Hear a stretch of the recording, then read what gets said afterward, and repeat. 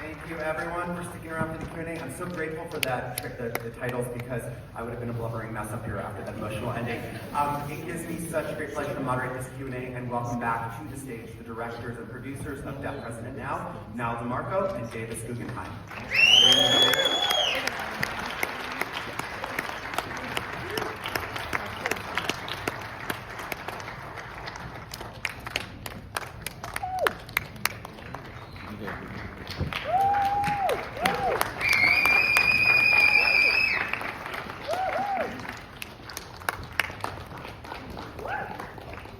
And I know that you have some special guests to ask up here as well. Yes, we do. Yes. Thank you so much, everyone. Thank you so much. Yep. We would love to welcome the four subjects of the film, the four DPM student leaders. Please come out on stage. Yes, we did it! Again and again!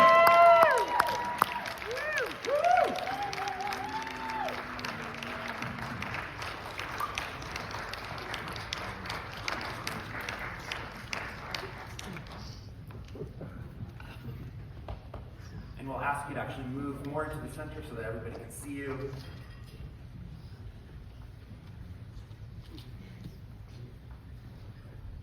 Great. Did you want to bring up anyone else? Yes, actually, Davis has got the list. You read it. You read it. I'm a little disorganized, sorry guys. There's so many people who worked in this film, and the stage can't hold them all, but we love them to stand. First is Charlton Hillbach. Where are you? It's Greg's son, and we were starting the movie, and Greg was saying, my son looks just like me. Right. And so he became the person who plays Greg in the movie.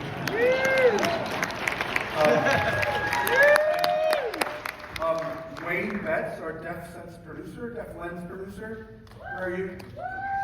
Wayne? Kai DeMello Folsom, our line producer. Jonas McMillan.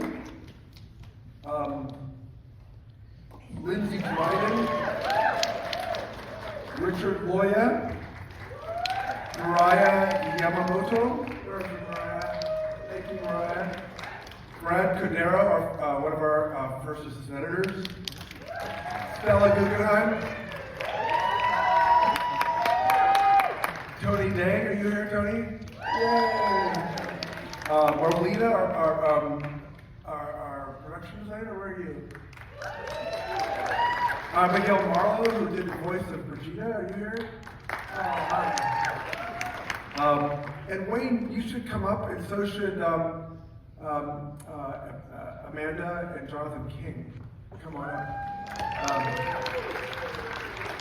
We also have Chelsea Bowe, our production supervisor, Taj Mora, our DMT, Brandon, how do I say your name?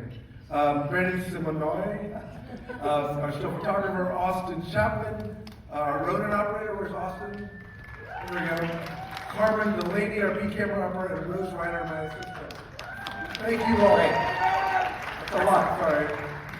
I would love to ask you all to come up to the orange line. Thank you so much. Thank you so much. I really love this film. We're not supposed to pick favorites, but this is one of my favorites. And I'm going to just start with a couple of quick questions for all of you, and then turn it over to the audience. I'm sure there's lots of questions that you have as well. But now I'll start with you, and I'd love to just know where this project started for you. How long have you wanted to tell the story? Tell a little bit about the origins. Okay. So this idea was well into the making about 5 years ago, well over 5 years ago, when I was considering Deaf President Now and this incredible civil rights movement, but knowing that almost nobody in America, much less the world, really knew about it. And this was a civil rights movement, that was a part of so many others that we learned when we were in high school, but because it's deaf history, this one has been written out of textbooks. And so I knew that it was very, very, very important to tell. I actually initially approached Jonathan King about producing it, and when I pitched him the idea, he immediately said yes. He was thrilled because he saw the importance of telling this story to a larger audience. And so we hired writers to put together a scripted version of this project. And the more we took a look at it, we realized it just couldn't do this story justice. And so, Jonathan King introduced me to Davis Guggenheim. They're both the co-founders of Concordia Studios. And in the very earliest discussions with Davis, he said, this has to be a documentary. This is absolutely documentary. And that was almost 2 years ago now, and things just flew from there. And now, this certainly has been a very long, tedious process, but it has been one that I'm very proud of. Excellent. Thank you so much. Yes, I'd love to ask Davis, sort of, how did you divide duties together with Niall in terms of what did you approach? Like, did you have a certain focus that was different from Niall? What was sort of the division of responsibilities? Well, I've never co-directed anything before, and it made me a bit nervous. And friends of mine said, "What do you think you're doing?" And then when I talked to Niall, and what he was saying is that for too long, hearing people have told our story. And he said, can you help me tell this story? And so I had to totally switch my point of view. Like, how can I be in service of this story? And let Niall and these four incredible people tell their story. And how great, now that I'm old and tired, that I can actually like help other people do it. It's been like the great joy of my life to do this. And one of the things Niall said right away is like, we have to insert the deaf perspective into this movie. And so he brought in Wayne, and they talked, and I'll let them talk about it because really they should be talking about this idea of visual noise, the idea of like how do you experience some of these things with that. And that became this real insistence by Niall and Wayne and the 40 deaf people in this project to say, let us insist that both audiences be viscerally in the moment from the deaf perspective. And that was so exciting thing for us to experiment with. Great. Thank you so much for that. Before I move on to the audience, I'd love to hear, I love the amazing student leaders, Jerry, Greg, Bridgetta, and Tim. What was it like to revisit this pivotal time in your past? And how does it feel to watch it on screen here?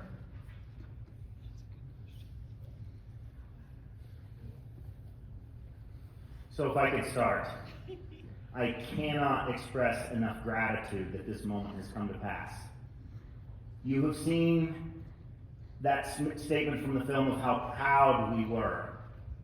For all deaf people out there, we suffered language deprivation, we suffer serious issues in the community, but the important thing is that a deaf child now can see this film and feel proud of who they are, proud of their identity, that this moment has really made it so that anything that they dream of is possible. That story will be told again and again throughout the world, and deaf children will be able to see it, and they'll be able to say, yeah, I can be proud of who I am. I can be proud just to be a deaf person. And I'm so grateful for the people who made this happen. I just want to express my gratitude again for that. Now, how do you feel about seeing yourself on screen? Dang, I feel old. I guess the makeup didn't make me look any younger. But honestly, I'm very emotional. It's been 37 years since, and we finally get our story told to the public. And I know everyone can learn from this. We've learned so much from Davis.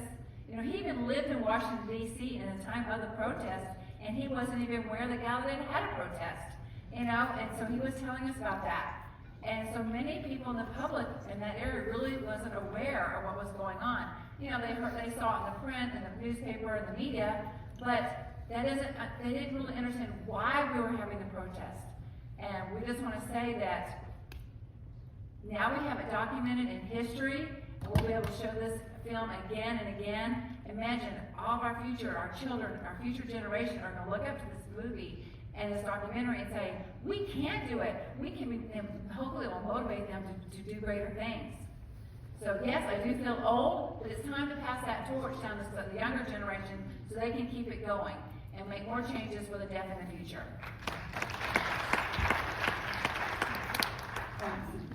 Absolutely, yes. When I watched this, I thought, wow, this brings back a lot of good memories. And when he interviewed us, it was like 8 to 10 hours for each of us. And he asked so many questions I couldn't recall the answers to. It's like, so we all had to talk, we got through it, spoke with Jerry, spoke with everyone, Rosetta and Greg, and then now with this movie, it could not have happened without these two, Apple TV and Sundance. So thank you all. This movie is a tribute to our ancestors who come before us, and for those who have fought to change the world, whether in person at Gallaudet or around the world.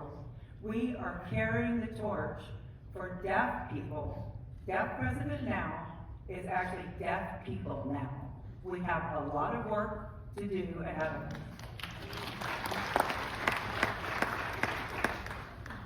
You know, like you all saw in the film, that week happened. Yes, it was 1 week. But, you know, like you see intergenerational times where we all got our stories from our grandparents, our parents. You know, we all experienced seeing their stories. You know, we would sit around the dinner table at home, and my dad would come home from work. You know, my dad was deaf. He worked for the Department of Defense for many, many years. He was deaf, and he would come home and he would say, oh, he would tell us all about the hearing people today. And now let me just preface, I have 2 hearing sisters, and they would say, Dad, what about me? And they said, no, you're different, because you can sign, and you know deafness and deaf culture, that's different. That's just an example that we all have our own stories that have been passed down through our families, and enough is enough. And so, it wasn't a 1 week story. And I'm just amazed how you guys put it all together. You put our family, our generational, all of that. Wow, very touching. And, you know, our grandparents and, oof, yeah. I'm trying not to cry, but I'm crying anyway. Thank you so much for sharing. I'd love to go to the audience with questions. Just raise your hand up high because it's hard to see here. Yes, please right here. It seemed like the Ted Koppel interview was incredibly important. To me, it sounded like he's trying to shut it down. And you had 15 seconds to change the world. And you did. Quick comment, just let me repeat it for those who may not have gotten it. It's a question around the Ted Koppel interview. It seemed that he was trying to shut it down. You have 15 seconds and you really made the most of it. Can you talk about that?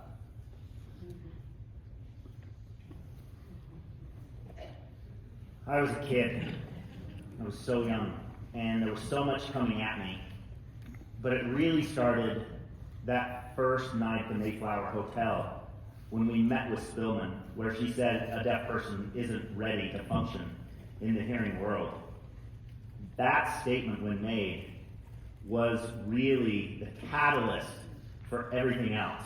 And we went through the whole procedure. We went home that week. The board had made that decision based on what they thought was proper from the hearing person's perspective. And that had what had all come down on in my head at that moment. That had been repeated over and over again to us. And what you've been doing for 124 years obviously hasn't worked. So we need to change the paradigm, and we need to have a deaf president so that you don't have to fix my hearing. And at that moment, I felt like I just needed to be myself. I needed to say stop. I needed to push back. That was a very short time, and it led to great success. Wonderful. Thank you. We have time for maybe one or more questions. Yes, over here.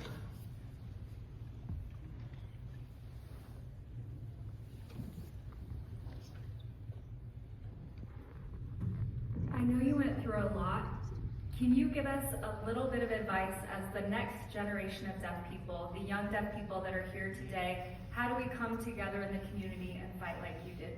Please feel free to kick ass.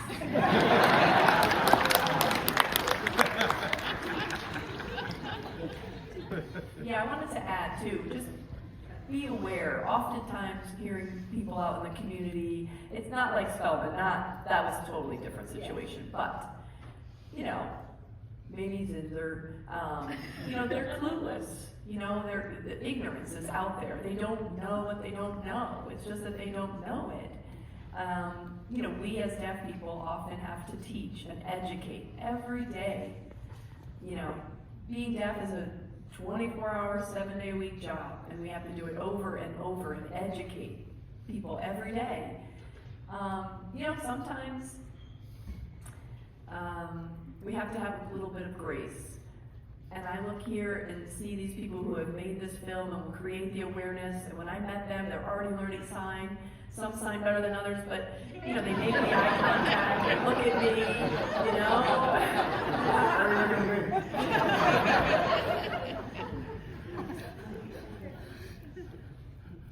And, I just say, James read this huge book to learn more about our deaf community, and I was really impressed. Hearing people do and want to learn, and he's very motivated to learn, just to say that we can work together.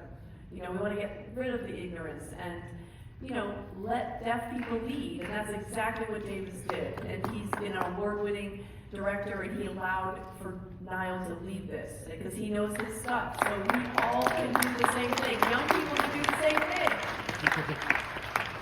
Wonderful. We have time for Yes, one more. about Oh, sorry. 30 some odd years ago, deaf kids in school started to become aware about deaf president. Now, at that time, but over time, that awareness went away. This movie is going to send a powerful message to all people, both hearing and deaf, and would love for this movie to be included in your schools and included in public schools. That will set the stage moving forward to increase access, more sensitivity. More and more universities are now offering ASL programs, but that's not enough. Having a curriculum that includes deaf studies is not enough. This movie should become part of that curriculum. Hey, and I want to answer that question as well. What message do we want to send to deaf children specifically? No matter what, whether you can see or hear, whether you're facing whatever challenges come your way as a deaf child, so what? Doesn't matter anymore. People thought when I was younger that I wasn't going to amount to much, but today is a great time to be deaf. It's a great time. The opportunities are there in the world. Seize those opportunities. Take advantage of platforms like we see here today in this film. I truly believe that that time, 30 years ago, 20 years ago, 5 years ago, today is a great time to be deaf. Make that happen for yourself and for deaf children in the world today. But I also like to add that being aggressive and kicking butt, okay, being nice, it's important to tell your children that. You can be anything you want to be.